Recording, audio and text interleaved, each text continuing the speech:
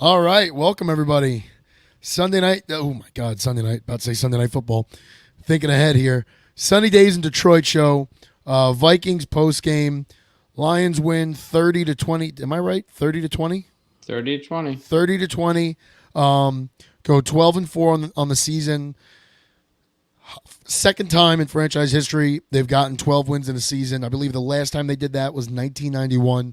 A lot to celebrate. A lot to celebrate. We obviously want to see a playoff win. We're not setting the bar here at 12 wins and a division, but this regular season in itself, if it's nothing else, a fantastic stepping stone, a massive show of progress, and something to celebrate here in Detroit. Before we go any further, Paul, I would say take it away. Congratulations, Michigan Wolverines, national champions.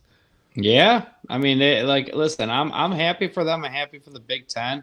I'm happy to shut all the haters that said that the Lions, the Wolverines can't win without cheating, and they went to Penn State and you know what destroyed them. What I was texting one of my friends, like they pretty told Washington in the second half and said, "We're running the ball right at you. Stop it. We told you what we're doing," and they did it. So yeah, I mean, listen, Jim Harbaugh is a phenomenal coach. If any NFL team could get him right now, he should be the number one hire. And we'll see if he leaves for the NFL. I think he's leaving. I think he's going to go for either the Raiders job or probably the Chargers job. I think he's going to go for Raiders. I think he would get power there. He would run the show. And I just think to him, the Tom Brady connection, the Michigan connection, the same agents. I think that's where Jim Harbaugh probably ends up. And good for him. If I was a college coach that had to go what college football put him through, I would leave too. So, yeah, I'm happy he put Michigan back on the map. I think they're going to be in good hands, whoever they hand it off to. And yeah, but yeah, That's if he leaves. There's no guarantee he leaves. There's He no might stay. guarantee. There's He no kind of guarantee. tipped it last night. What did he say? I missed it. I think he said something about spring practices. I saw some quote about moving Yeah, back spring practice, something like that. he I mean, might. Yeah, who knows? But I just don't think you don't kill the moment. Like, yeah, you make it all Yeah. like, hey, we're coming back and doing this next year. I don't think Yeah. you even hint at I anything agree. at that I point. agree with Pat. Like he's not gonna say like, we'll talk. He's gonna listen. He's more probably take the team over. I assume if he wants the job, if Harbaugh leaves, and that's Jim. Like the program's in a great spot. It should have never gotten as bad as it did for being the same thing like Texas. Those are big programs. They should always be good. Maybe they have a 2, 3, or 5 year span where they're not as good or great, or maybe one coach and you fire and you get the next big name. But college football needs those programs to be good. They need the Notre Dames, they need the Texas, they need the Michigans, they need the Ohio States, they need the Alabamas, the LSUs. So I think NIL and the expanded college playoff are gonna save college football because to me it got really stagnant over probably the last like 5-10 years. Like where I'm like, yeah, I kind of tune in to like that for the end of the season, but like everyone went to Alabama, everyone went to Michigan. Like there's like 4 schools that people went to. So if one of those 4 didn't win, it was kind of like, oh, like what random team's going to get demolished in the finals because they just snuck in there somehow. Like, yeah. I think it's getting to a really good place. I think it took a Michigan, I think, to like continue pounding on the door, and then finally winning it to kind of break through as like a new regime, like a new powerhouse. Like not that they've never like weren't good before, but like now it's finally like, hey, they've arrived. They've owned Ohio State for like the last like 3 years, and like they're like proving that they are year in year out a good team. You know what? Oh God. I was just going to say credit to who's ever making decisions at Michigan, because I could tell you as a Texas fan, like if Harbaugh had the span that he had at Texas, they would have pulled the plug because that's just the way they operate.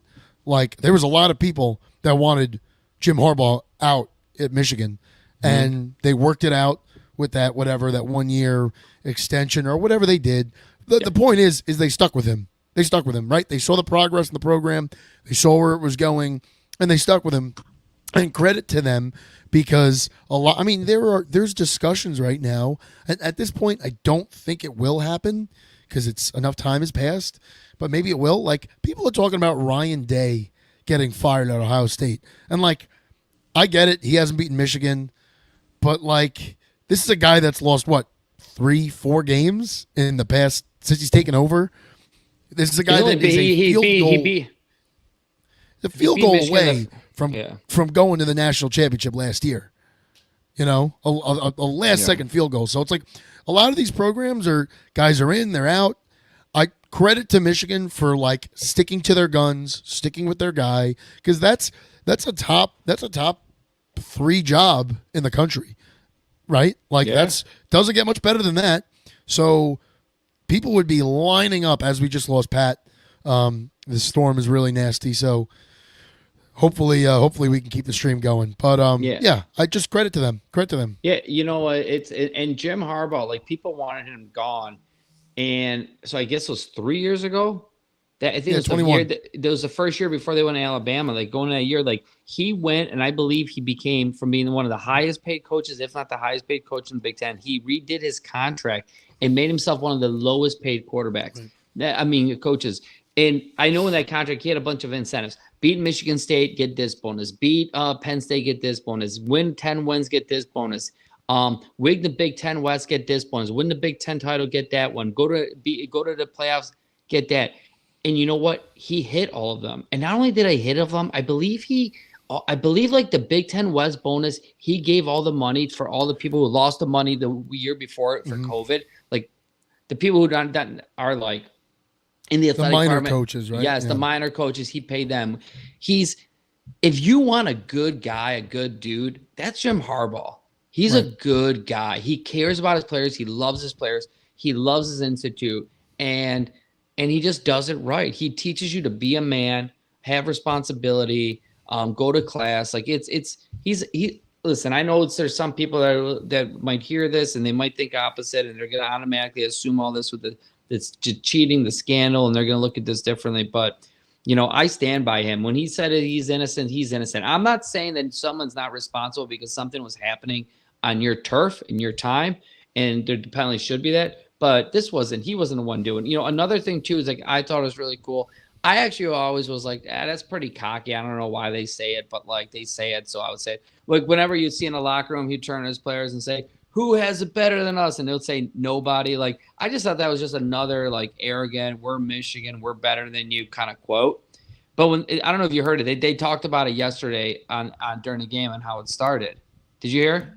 He used to do it in San Francisco. I know that. I don't know if he did it back in Stanford too, but he did it. They said it yesterday. His dad, Jack, when he took a job as some assistant coach, and Jim and John were small little kids living in the same bedroom. They could barely, they weren't getting paid much as assistant coaches at Iowa. He was.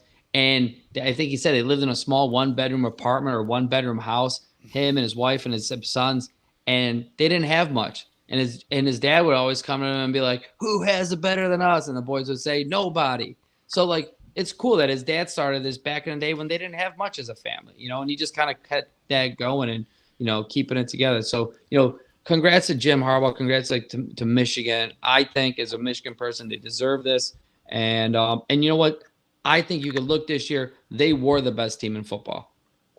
You know, they were the best team. No, absolutely. You know, so the best team won. Pat, do we have you here? I see no lights. Pat's like the weather guy who's chasing tornadoes. He's like, if you can hear me, I'm powering off my cell phone into my computer. So I might go with the video for better sound or just for better quality, so it doesn't cut out as much. So that's where I'm at right now. Did you lose power, Pat? Oh boy, we lost Pat. All right, while Pat's figuring it out, let's get into the injury report.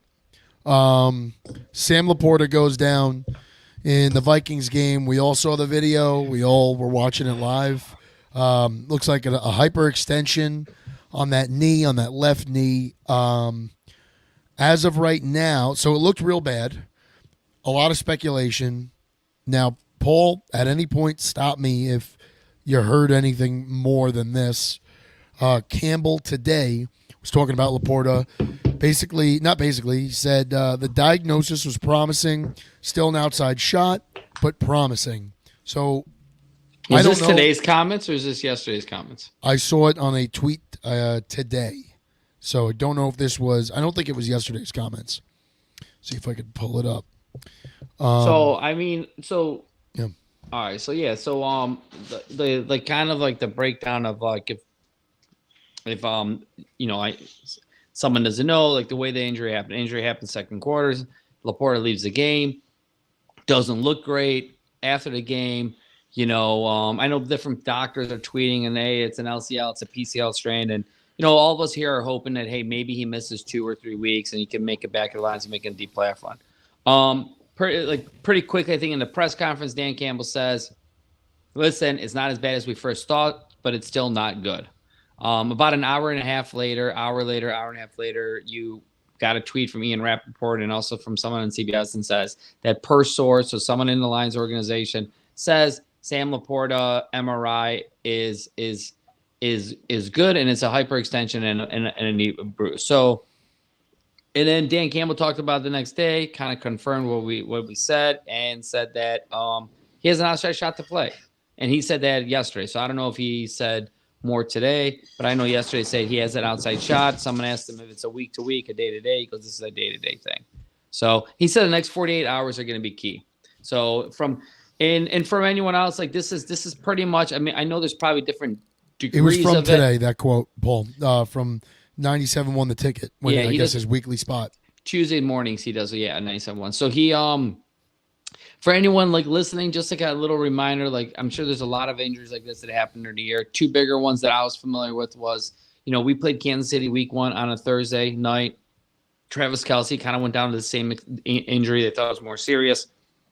They said it was a hyperextension bone bruise, and he almost played on 3 days later on Thursday. Now everyone takes pain differently. Everyone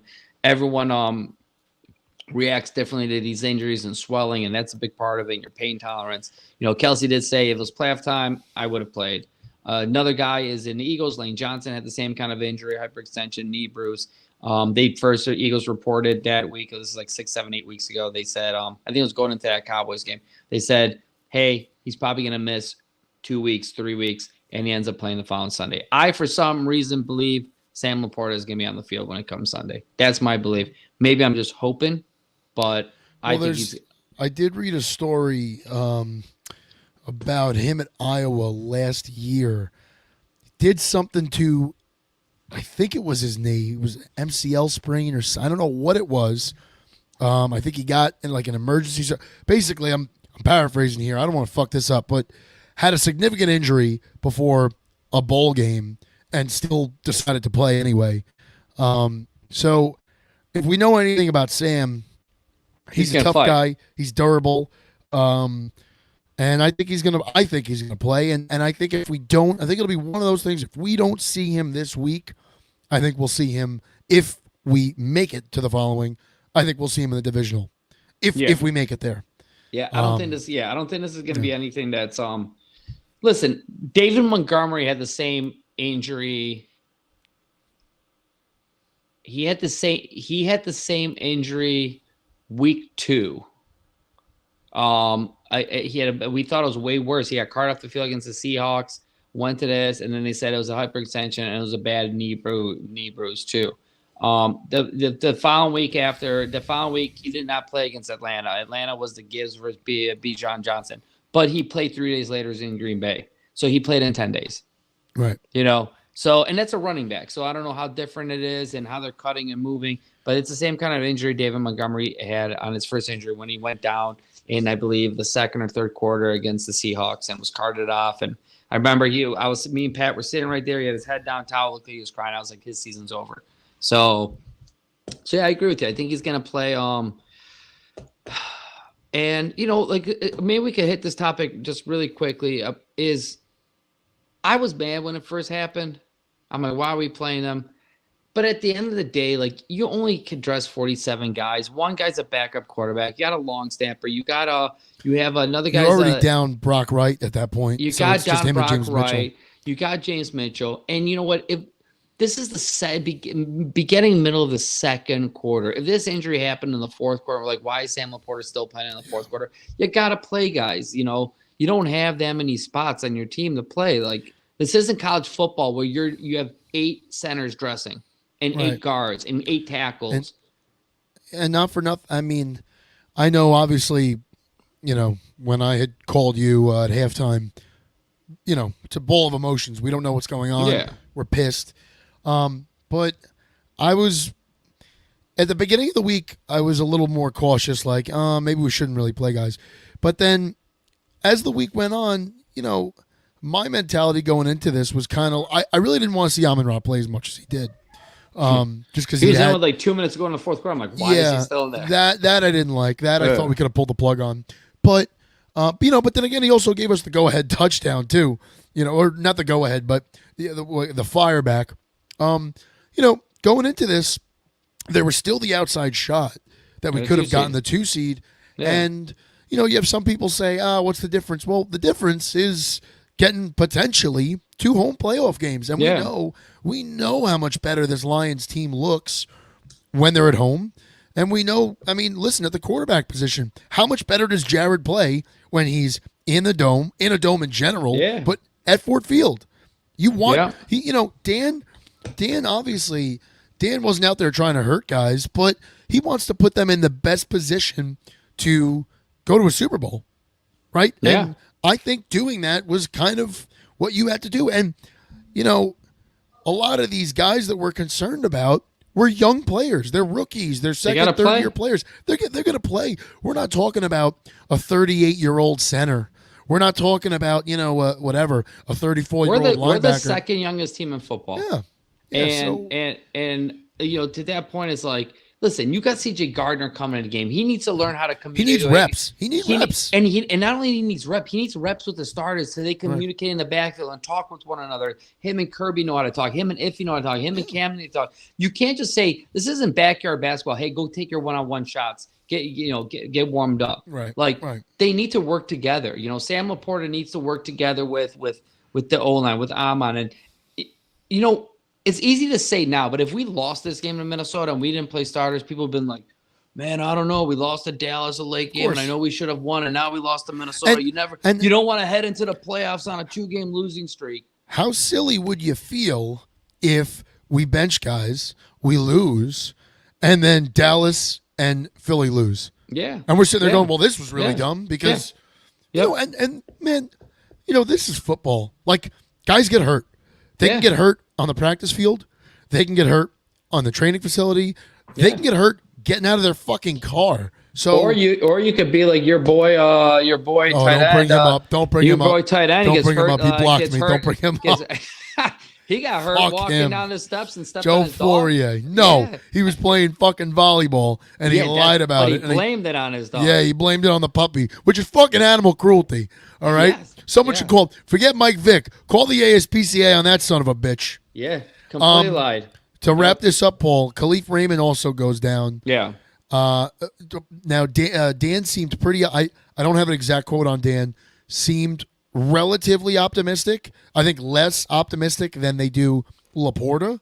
He said, his words were at least 2 days ago, Khalif is kind of in the same boat as Sam Laporta, maybe just slightly behind him. Right. So that was kind of his quote. The benefit heals differently. The silver lining in this is Brock Wright looks like he's coming back. Yeah. James Houston, I believe, looks like he's going to play Sunday. No, they say James Houston looks like he probably won't play. Well, okay. From what I saw, Brock Wright looks like he's going to play, and also, who am I missing? There's 2 guys. They said looks like they're going to be ready to come back. Houston was the other, but I guess not. No, Brock Wright and oh my God, who is it? Whatever. Well, maybe it'll come back to us. And wasn't a starter. It was I'll find it. While you're looking for that, I don't want to I guess take credit for this thought. The credit goes to the Pride of Detroit guys. I was listening to their post-game show Monday at work, and I believe it was Ryan Matthews. He brought up a great point. Ben Johnson, we're talking about the same offensive coordinator here that found a way to get 12 touchdowns out of no-name tight ends last year after trading TJ. I'm not saying that missing Laporta is no big deal, but it's something that the team can work around certainly for a week. You want all your guys in there, especially against a high-powered offense like LA, but it's something that they can work around. And in terms of Khalif, if he can't play, We did trade for Donovan Peoples-Jones. One of the things he did really well, or maybe just well, in Cleveland was returning kicks and punts. And he's a guy that could definitely step in to that role, and he could step into Khalif's role at receiver. And we saw, I believe, Peoples-Jones got, 4 balls thrown to him? Yeah, they're getting him involved. Yeah. Yeah. I think he had like 2 or 3 the whole year, and then he had like 4 this week. Yeah, I would say Khalif is a little more explosive than DPJ, but at least it's a pro. But the other guy that is explosive that we're talking about with Brock Wright is Jameson Williams. It looks like that's J-Mo, yeah. J-Mo. Which I think J-Mo seemed to me like it was more of a precautionary thing to not play him. I think if that game meant something with J-Mo, he would have played. Yeah. I think it didn't hurt that he also got sick midweek. So I think they're like, you sit, Shut you it rest down. up. And listen, I said this, and we'll talk this more about the preview of the Rams game. Hey, Jamel's this big X factor right now. He's just grown. He's just getting better. And if there's anything you're hiding and you're holding back with JMO, it's time now to unleash it. Like, maybe there's something you have planned for him. Maybe it's going deeper to him, getting him more involved. This is the time this week against the Rams to do it. Because, like, yes, he's contributing more. Yes, he's being involved more. But there's so much left there that's untapped. Yep. Yeah, exactly. So I'm excited for that. That's pretty much right with injuries. I think we kind of covered. Yeah. Listen, during the game, while the game was happening, there's one point like I wanted to throw up. Talking about the injuries, like Sam Laporta went down. I mentioned Sam Laporta in our last the preview is that there's 4 guys we can't afford to get hurt. Sam Laporta, Amon St. Brown, Gibbs, Jared Goff. I think I put Hutchinson in there and maybe even like Brian Branch. And I didn't say it, but when this game was going on and Sam Laporta went on and then they came in at halftime and said, by the way, Brian Branch just went into the locker room. And then Khalif went down. And then then Amon St. Brown keeps touching his ribs. And I was like, I think you could feel the energy in the stadium. Oh yeah, everyone you could hear the groans. Yeah. You could hear it. It was definitely audible. I just kept seeing let's get through this game. Like I want the time to keep going. But listen, when you look at it now, it's not that bad. No. You're getting guys back. I said Sam Laporta. If I had to put it, I don't think Khalif will play this week, and I know he's a huge part of this team. But who knows with him? Maybe he'll be ready too. My assumption, I don't think they're going to rush him back. I think in terms of the pass game, you could have J-Mo get most of those snaps, as he should be anyway. You still have Josh Reynolds. Maybe they throw J-Mo back for punt returns. That's what I was about to say too. I mean, you have DPJ, so they'll figure that out. Before we get into the Vikings post game, I want to give some flowers here to our first round middle linebacker, Jack Campbell. He's had a hell of a turnaround. Oh, we got Pat back, but he's not connected. Okay, while we wait for Pat, Jack Campbell. Jack Campbell has had a fantastic turnaround this season. Just a tweet here, courtesy of Detroit Illustrated on Twitter. Via PFF, Jack Campbell, weeks 1 through 9, graded out at 46.3. Weeks 10 through 18, 64.3. And he's got a run defense grade, 75.9. Whether you put a lot of stock into PFF or you don't, we're going to mute Pat here. Pat's going wild right now. I'm getting it's coming back here. I don't understand. But whether you put stock into them or not, the growth is clearly there. It's something we could all see. He's getting on the stat sheet. He got a sack on Sunday. Is that Pat? Yeah, that's Pat. I got to remove him. I don't know what to do. Pavo, let's talk some Jack Campbell here while I troubleshoot with Pat. Even that sack, you saw the burst from him. Like when he saw that hole open up and he hit that hole quickly to get the sack. Listen, you're seeing him grow as a player, and that's a tough position. Listen, I think he's going to be a stud for us in that middle linebacker position. He's only going to get better. And you know what? He's growing at the right time right now. He's producing at the right time. Like him, Barnes, Anzalone, like I love that trio of linebackers. They could all stop the run. They could kind of drop back in coverage, especially Anzalone. It's a perfect combo. So yeah, I mean, Jack Campbell has been lights out for us, and especially in his last few games. Like, he's a big contributor on that defense and the run game. So, I think what's hats off helped to him too, we talked about it off air, but what's really helped Jack Campbell is when he's at like Mike, staying at the Mike linebacker position. I know he's had to move around. It's been a necessity because of the injuries we've had. And I know that they want to try some different things out. And listen, that's fine. But I think we definitely see more growth when he's back there at Mike and he's not moving around. He's in one spot and because like you said, that is one of the hardest positions I think to learn mentally. Right? I always say cornerback is probably the hardest to play physically in the NFL. But from a mental standpoint on the defense, it's like free safety and it's Mike linebacker. Yeah.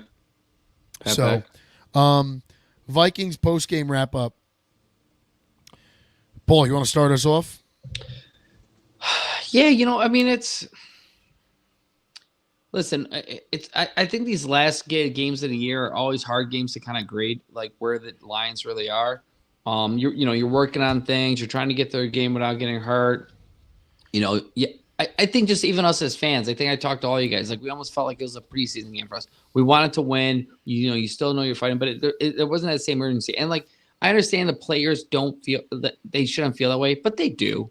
So I don't think they played the cleanest game on both sides of the ball. They didn't run the ball particularly well. They had a few runs. They got sloppy at times, especially in the middle of the game there, like the second, third quarter, they got sloppy.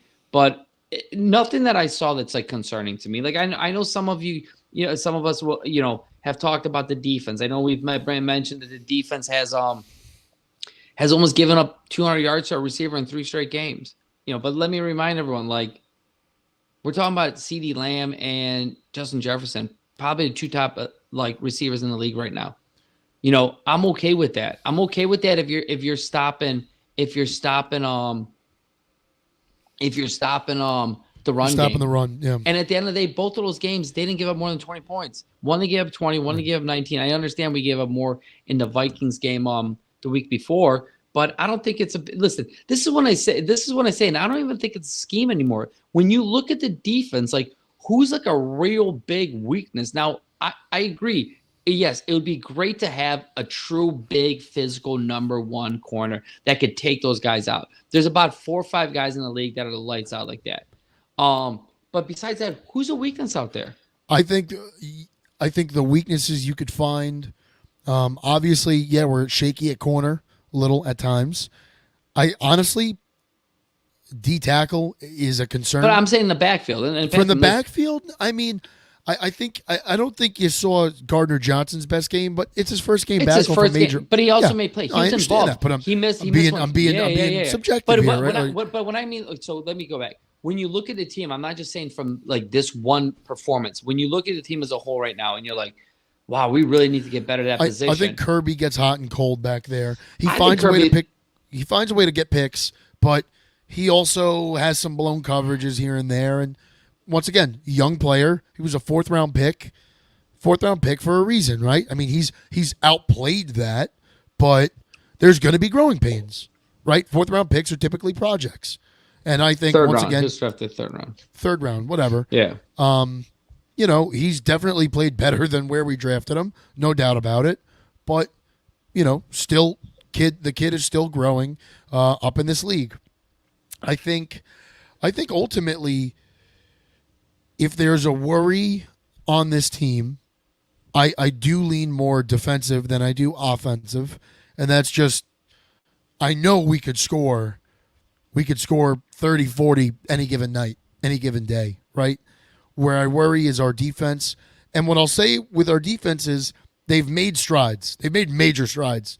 I mean, if you look back to where they were, they played really well in Tampa, but you think where we were against Seattle to where they are right now, I mean, yeah, you just said we gave up 192 yards receiving to Jefferson, but he only scored once. Now, is that a good thing? Is that something to be happy about? No, but in another sense, you could kind of look at that and say, buddy, get all the fucking yards you want. Yeah. I'm going to keep you out of where it matters most. So, if you're looking, not that we're looking ahead because we're going to have a a preview show for the Rams game. But, coming into town this week, Stafford's throwing to him, but Puka Nacua on one side, Cooper Kupp on the other. Those are two phenomenal wide receivers, right? So I think that they've definitely got some good practice in this week, or rather last week. The past 3 weeks, they've gotten their practice in with some of the best guys, most dangerous guys in the league. And like you said, Paul, I mean, I don't know if you said this, but you said it in the pregame, in the before we went live. Yeah. Teams are throwing all over us because they're playing catch up. And they're not running the ball. They're not running the ball particularly well against us. Talk about a guy that really stood out Sunday. Aiden Hutchinson, man. 3 sacks, I believe. Was it 3? 2 this Sunday, 3 the week before. Aiden Hutchinson, 2 sacks. Had a major tackle for loss that was originally written up as a sack because it should have been written up as a sack. It should have. Yeah, I thought that too. They gave someone else that same kind of play a sack. But in my eyes, Sunday Night Football. In my eyes, when I'm judging a player, when I'm judging a defender, for me, a sack and a tackle for loss are the same thing, right? A tackle for loss might even be harder because you're like making a play outside, getting them. It's almost a tougher play to make. You're making a play on a guy that's built to run through you. Yeah, a quarterback isn't, right? So like Hutchinson maybe played one of the best games of his career. And you wouldn't – he's had better games on the stat sheet, but I think from a dominant standpoint, I mean, this was a guy that was winning every battle. Yeah. Every battle. And he almost looked better from the interior rushing than he did from the exterior, which is nuts. It's a crazy thing to say. Listen, this is probably his best 2-game stretch, and he's just heating up the right time. If Hutchinson is bringing this kind of this level of just force and speed and power against the Rams this year, like Stafford better watch out. You know what? Sorry, Paul. What were you gonna say? Oh no, Stafford better watch out. Oh, Hutchinson's coming for that ass. Oh yeah, he's coming for you. One more guy to highlight that I don't know that we've mentioned at all this season. Jalen Reeves-Maybin. This is a guy that has been on and off this roster. Definitely, I would say a favorite. Not a favorite, but well-liked by the coaching staff. Yeah. Campbell loves him. Aaron Glenn loves him. They're always talking about him. But this is a guy that for years was like positionless. Looked like a disaster. Looked like could never figure it out. And this year, not only is he playing balls to the wall on special teams, making tackles, literally throwing passes, recovering balls here and there. He's laying the hammer down when they have to have him come in at whatever outside linebacker or Mike here and there. He's laying the hammer down when he gets his hands on someone.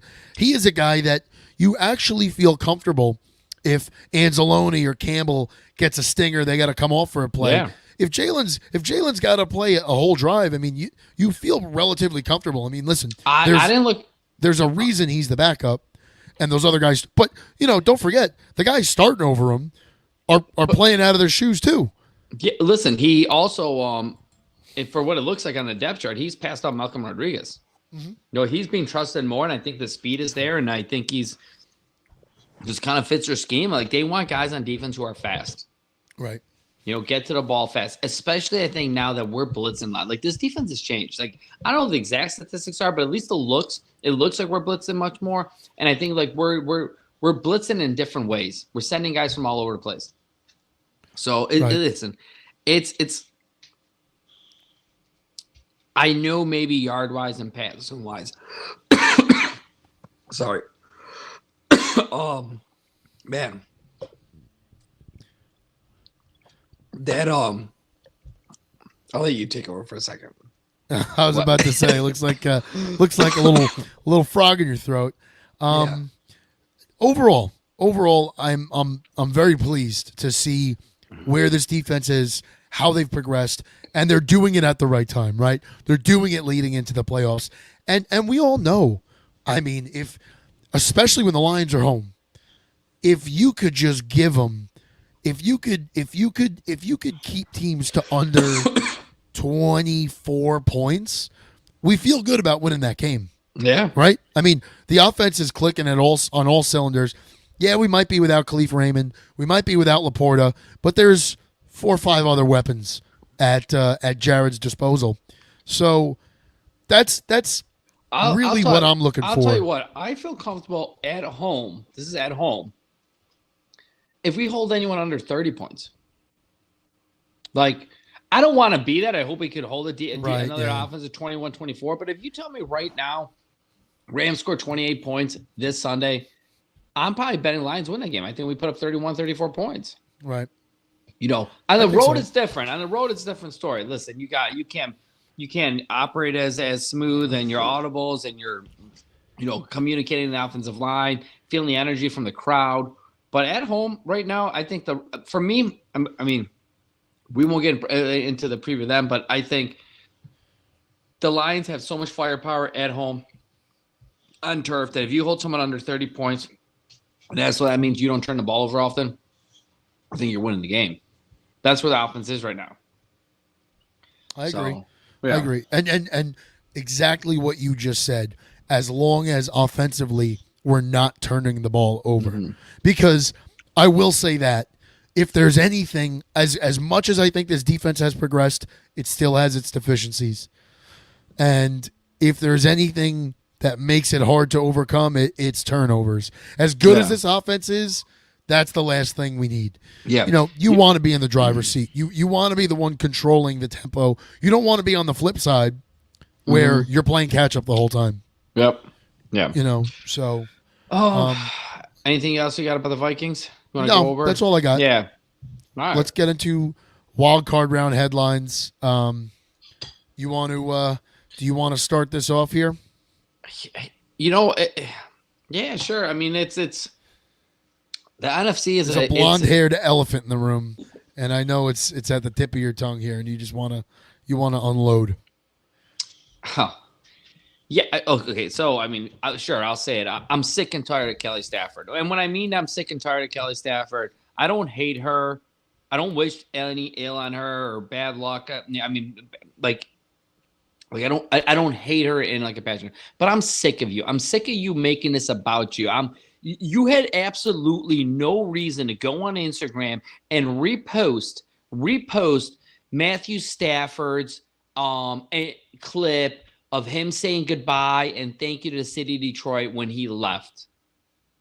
That was meant for then. Why are you replaying it now?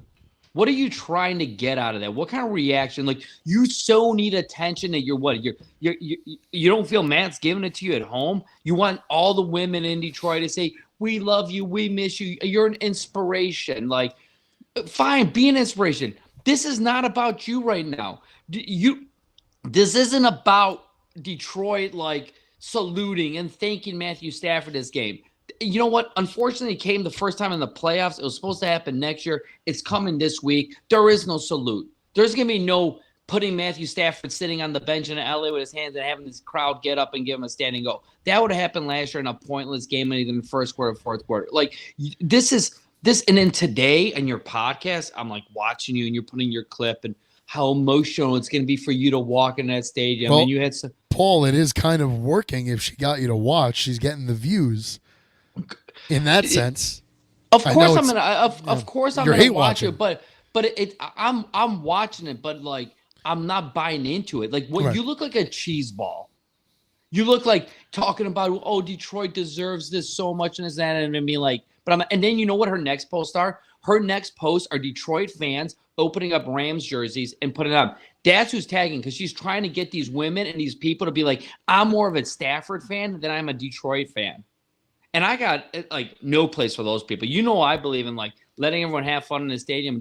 You don't deserve to walk into Ford Field. If you live in Metro Detroit and you are more of a Stafford fan, then because you watch bullshit, stay the fuck out of that stadium. And it's not going to be pleasant for you in there. It will not. You want to wear a Rams jersey because you're from LA, or you're even like whatever, you grew up, wear it. But like, if you're going to be going and supporting and cheering because you're a Kelly Stafford fan or a Matt Stafford fan, stay the fuck out of the stadium.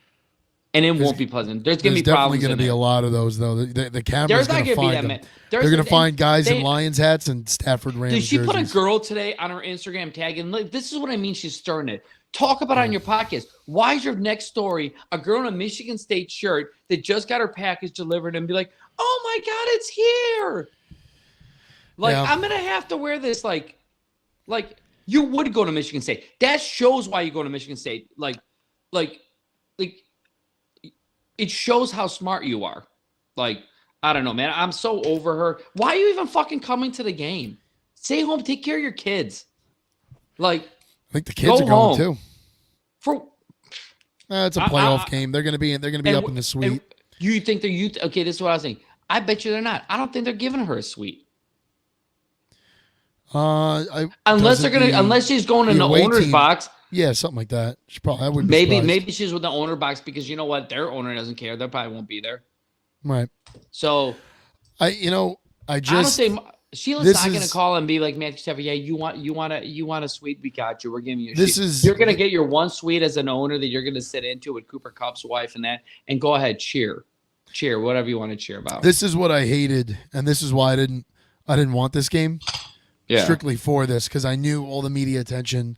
I knew that this was going to be the talking point, but in a way, maybe it's going to benefit them. And what I mean by that is everyone's talking about it, right? Everyone's talking about Stafford's return. No one's really, other than Lions fans, no one is talking about Jared maybe getting some revenge on his old head coach. Jared Goff had the best response. Of course he did. Yeah, I agree. I think it was something along the lines of like, the game is not about Matthew's time in Detroit or my time in LA. Yeah. It's about the Lions. It's something greater. Exactly. Yeah. This is about where we came from to now. Well, that's what and who we've seen Jared is. And when I say all this too, Matt Stafford's a class act and he's the same way. It just always Kelly needs to get her shit in and can't keep her mouth shut and needs to get involved. And I'm tired of her. Listen, this city supported you. Like, you want to go on your podcast and talk about how emotional it's going to be in there? Sure, even do that. Why are you posting Detroit fans putting up Lions fans? Why don't you post why don't you post videos of your 20 fans in LA that you have and post them putting their jerseys on? Like, she's trying to laugh at us. That's what she's trying to mock Detroit fans by posting Detroit fans, whoever this Michigan State girl was, putting her little LA Rams Stafford jersey. Oh my God. Like you're mocking us. You're making fun of us. You found the one video you had. Your 150, 80,000, 200,000 followers you have there. You probably bought half of them. You posted it. I'm so over her. Gone. Tell us how you really feel, Paul.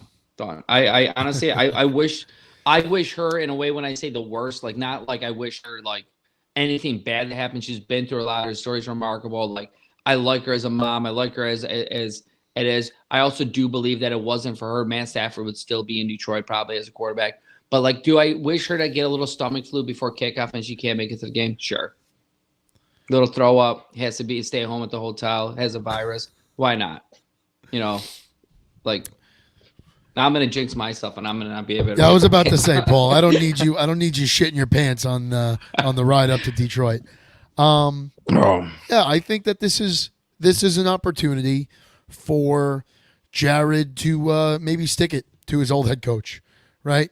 And I don't think it's gonna put to bed the discussions about the trade. I think at the end of the day, most people look at this trade and say, yeah, it was mutually beneficial.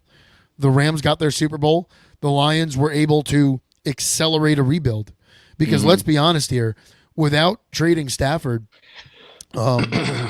you're not getting to 9 wins last year, 12 wins this year, because there's a lot of guys that contributed to that, and you needed those picks, and so that's why I didn't want this matchup. That's why I wanted the Packers.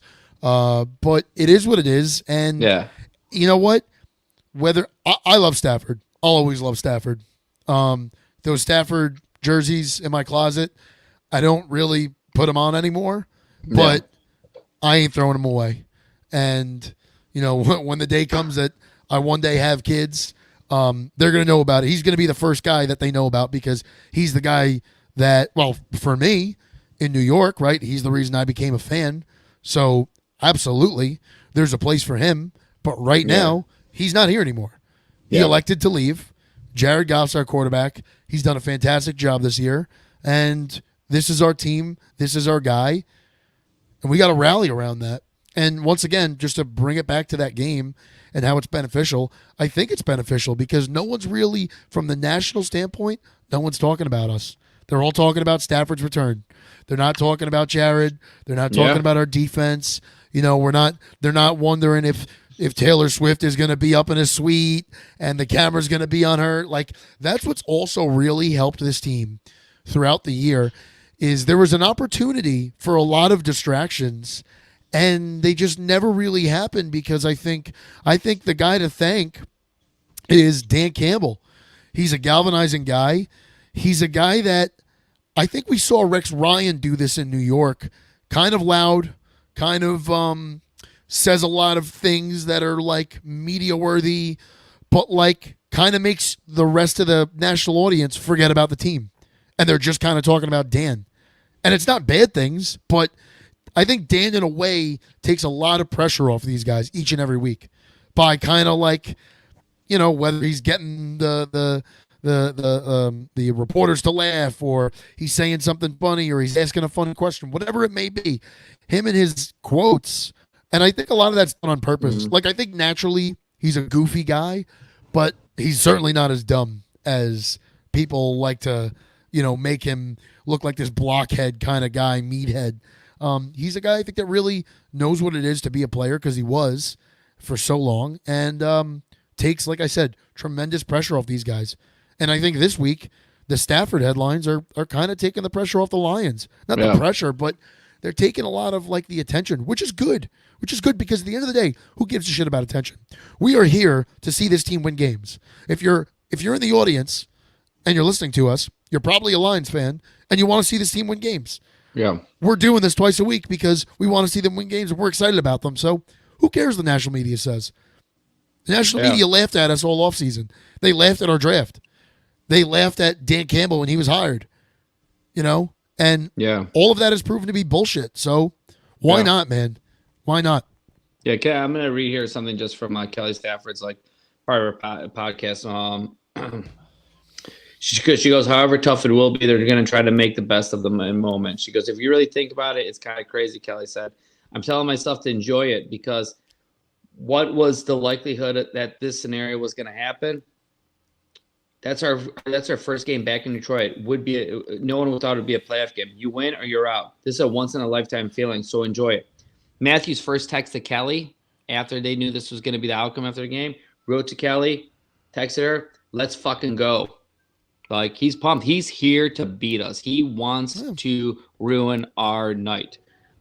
He's excited. He's ready to go back. So he's not coming here. He's not coming here because he's excited to see us. He's coming here because he's excited to stick it to us on Sunday Night Football and beat us in Detroit and go back to L.A., his house, his sunny little house in L.A. with Kelly and his kids and move on to playoffs. Anybody cheering this guy because he's here to destroy you. There'll be a time to give him an ovation like we gave Barry, like we gave Calvin on the 10, 15 years from now when we're playing a Monday night game and he's retired. There'll be a time for us to give him an ovation. He's the enemy, and there can't be a bigger time that he's an enemy. First time we won division, first game in 30 years. We should destroy this guy. Kelly continued to say, Kelly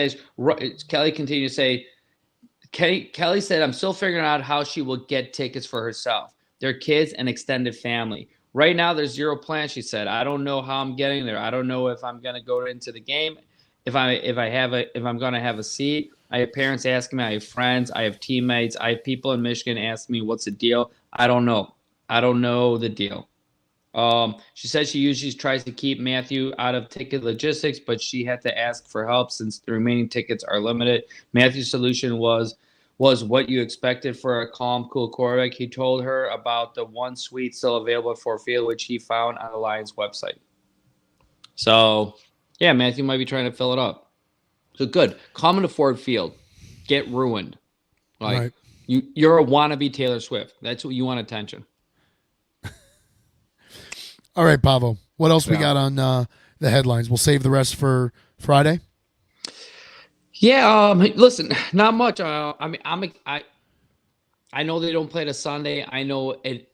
If I get to Detroit sooner than Sunday, the game still can't start till 8:15 on Sunday. But mentally, I've convinced myself that if I get there earlier, game's gonna come faster. I'm ready to get in my car.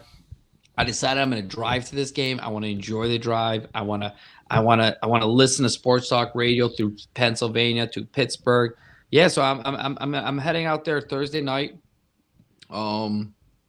which is 2 nights from now, and we'll be on Friday. We'll be talking. I think Friday evening we'll be on. We'll be previewing this game. Yep. I think we'll be talking about other scenarios. There's some cool storylines in this. Like there's Mike McCarthy against the Green Bay Packers. There's a lot of cool storylines in this playoffs. I think this playoffs could be special. I really do. It could be a special. It could be a. There's a lot of cool things going on in this. I'm dying to see the Browns. Who are the Browns playing? The Browns play. They're playing Jacksonville. No, Jacksonville's out. Houston. Dude, I think Houston might beat them at home. I think so too. But I'm dying to see the Browns win. I want the Browns to play the Ravens because that's the one team that could knock off the Ravens. Obviously, most of all, I could give a fuck about the AFC. I want the Lions in the Super Bowl, of course. I just think it would be amazing if we got a Lions-Browns Super Bowl, and I'm dying for that. I don't think it'll happen, but I'm okay with it. I don't think so either, but listen, if there's any team you had to bet on to beat the Ravens in the playoffs, Bills. The Bills over the Browns? Yeah. Browns beat them without Deshaun. Sure, but it's different Flacco now. Beat them. But it's different now. Okay. No, I think they're playing great football in Buffalo. I don't think you're crazy for saying the Bills. I mean, the Bills got the firepower. The Bills on their best day can beat anybody. Yeah. Miami's done. Miami's going to get smoked by KC, even though KC don't look good. I think that they're saying the projected game kickoff time without the wind chill is going to be minus 2 degrees. Oh, I thought that was with wind chill. I think it's going to be 19 or 19 degrees at kickoff, and then real feels minus 2, minus 4. When's the game? The game is that game is on Sunday at 1. I think that's the Peacock game. No. Yeah. You're right. Pittsburgh Buffalo's on 1. So Kansas City weather Saturday. It says high of 10 degrees. Wind 60 miles per hour. So that's a high. The number is 0. Yeah, it's going to be right around 0 degrees without the wind chill. It's going to be the wind chill. Okay. On Sunday. On Sunday the high is 1 with -7. That game that I read some of. They're expecting it to be -2, -3, and the wind chill is going to be they say. I think they said it could be up to -15, 16, 17 degrees. Miami is not winning that game, even if Kansas City. It's. I feel bad for Miami. They melted down hard. And they continue to melt down every year, and I don't think it's going to get better. That division, I think you're going to see the Patriots improve here slowly. You're going to get a quarterback. Jets will have Aaron Rodgers back. This was Miami's chance this year. So, all right, Pavo. We'll wrap this up. Thank you everyone for tuning in. We will see you all Friday, 8 p.m. Eastern, to preview this this Super Wild Card playoff round. Thank you for tuning in. Sounds good. All right.